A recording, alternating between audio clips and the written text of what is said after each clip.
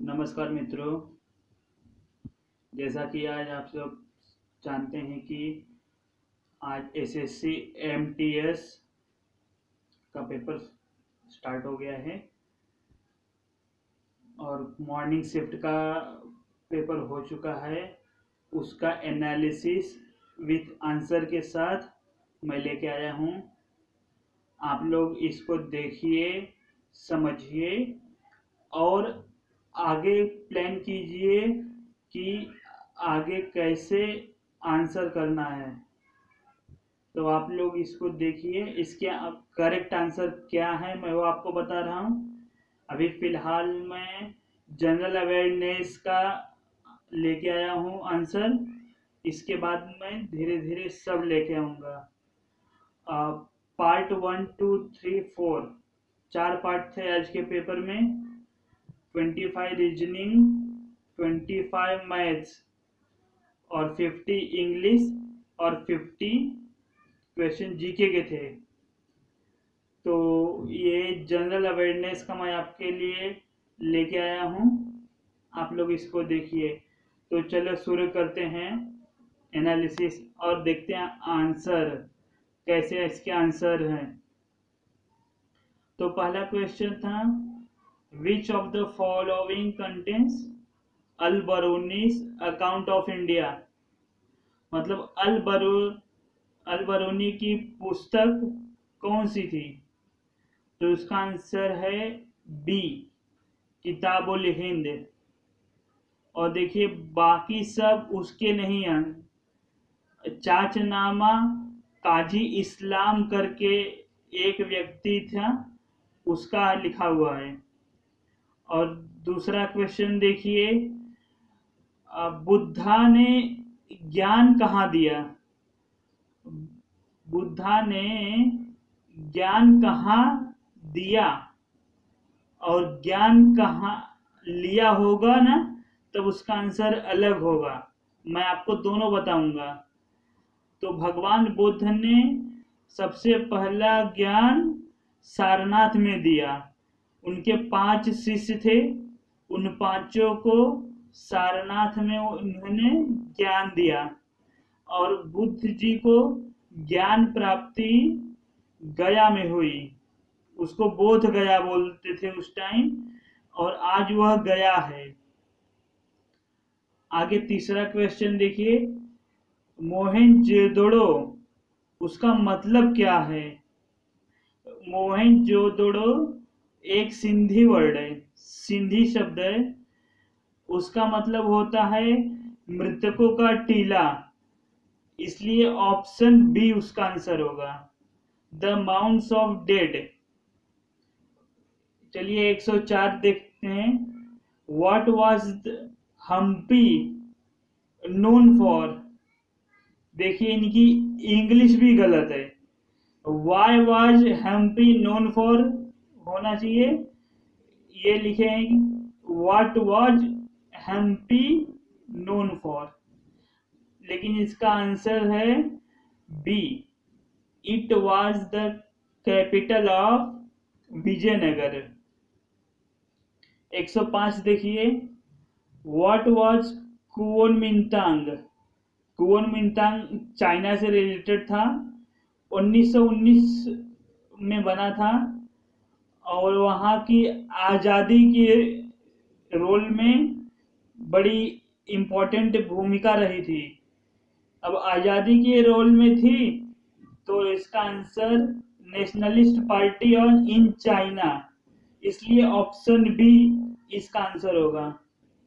Where is the forest research institute of India located? मतलब वन अनुसंधान केंद्र कहाँ है भारत का? तो उसका answer option C, Dehradun. Dehradun उसका आंसर है। ऑप्शन 107, क्वेश्चन नंबर 107 देखिए कि एक ऐसी अर्थव्यवस्था and economy in which there are no flows of labour, goods और money to and from other nations is a, तो उसका होता है क्लोज्ड इकोनॉमी, कि ऐसी अर्थव्यवस्था जो किसी से लेन देन नहीं करता, वह सिर्फ अपने में मस्त रहता है, तो उसका अर्थ है क्लोज्ड इकोनॉमी, ऑप्शन ए।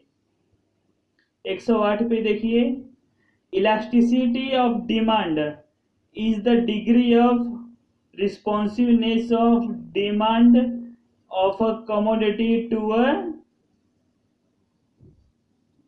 इसका देखिए, इसका अर्थ होगा कि चेंज इन कंज्यूमर्स टेस्ट, कि किसी के मांग की लोच में किसी वस्तु की में जो परिवर्तन होता है, किसी वस्तु की मांग घटती है बढ़ती है, तो वो किससे होता है, तो वह होता है उपभोक्ता, जो कंज्यूमर का इंटरेस्ट है उसमें चेंज आने से, इसलिए इसका आंसर होगा ऑप्शन ए। 109 क्वेश्चन देखिए कि the price of commodity is the same as, कि किसी वस्तु की अंतिम लागत, लास्ट प्राइस क्या होती है, तो उसका आंसर है अंतिम लागत, लास्ट टोटल कॉस्ट, मतलब जो टोटल लागत लगती है वही उस वस्तु की कीमत होती है। अब देखिए, कोई लागत से कम में तो बेचेगा नहीं, और जो रेट रहेगा वह पूरा उस पर लागत लगाएगा वही बेचेगा, तो इसका आंसर है ऑप्शन डी, टोटल कॉस्ट। 110 देखिए, which one of the following is not a feature of monopoly, तो इसका आंसर देखिए, प्राइस डिस्क्रिमिनेशन और हैवी सेलिंग कॉस्ट, ये दोनों हो सकते हैं, क्योंकि मोनोपोली ऐसा है कि उसमें एक ही कंपनी, व्यक्ति, चाहे जो भी संगठन हो, एक ही तय करेगा, उसी पे बेचा जाएगा, तो इसके हिसाब से ऑप्शन बी, प्राइस डिस्क्रिमिनेशन, इसका आंसर होता है। 111 देखिए, the supply of labour in the market depends on the number of person hours put in by each person, the size of population, the proportion of the population in the labor force, तो इसका answer all of the above होगा। कैसे होगा, देखिए option B से हम अगर पकड़े साइज ऑफ पॉपुलेशन, तो देखिए जापान की साइज कम हो रही है, वहां पे सीनियर सिटीजन बढ़ रहे हैं, तो वहां पे नौकरी करने वाले लोगों की कमी हो रही है। और देखिए option C, the proportion of the population in the labour force, तो प्रोपोर्शन, अगर जनता में ज्यादा बच्चों की संख्या होगी तो वो भी खराब है, ज्यादा अकुशल लोगों की संख्या होगी तो वह भी खराब है, इसलिए टोटल सब मिला के श्रमिकों की पूर्ति सब टोटल मिला के डिपेंड होता है, इसलिए ऑप्शन डी इसका आंसर होगा। 112 देखिए, the fraternity in the preamble of Indian constitution means a sense of, तो भातृत्व मतलब भाईचारा, तो भाईचारा मतलब प्यार मोहब्बत नहीं होता है, मतलब प्यार मोहब्बत होता है। आज हमारे टाइम में, आपके टाइम में लव एंड अफेक्शन का अलग ही मतलब निकाला गया है, लेकिन जो संविधान सभा में चर्चा हुई थी उसमें इसको ब्रदरहुड के नाम पे जाना गया था, कि हम आपस में भाई रहेंगे। और एक कहावत भी है, हिंदू मुस्लिम सिख ईसाई रहते सब मिल भाई भाई, तो वहां से फ्रेटर्निटी आता है, इसका आंसर ऑप्शन बी है। 113 देखिए, who presides over the sitting of house of people. तो इसका आंसर द स्पीकर होगा, क्योंकि हाउस ऑफ पीपल मतलब लोकसभा। अब लोकसभा को रिप्रेजेंट लोकसभा अध्यक्ष करता है, तो इसलिए इसका ऑप्शन आंसर ऑप्शन ए है। 114 how many languages are recognised in the 8th schedule of Indian constitution. 8वें शेड्यूल में टोटल 22 लैंग्वेज है, तो इसका आंसर ऑप्शन सी होगा। 115 देखिए, which of the following authorities is are competent to issue writs for enforcement of fundamental right। तो जो fundamental right है, मूलभूत अधिकार है, उसको लागू करने के लिए रीट कौन निकालता है?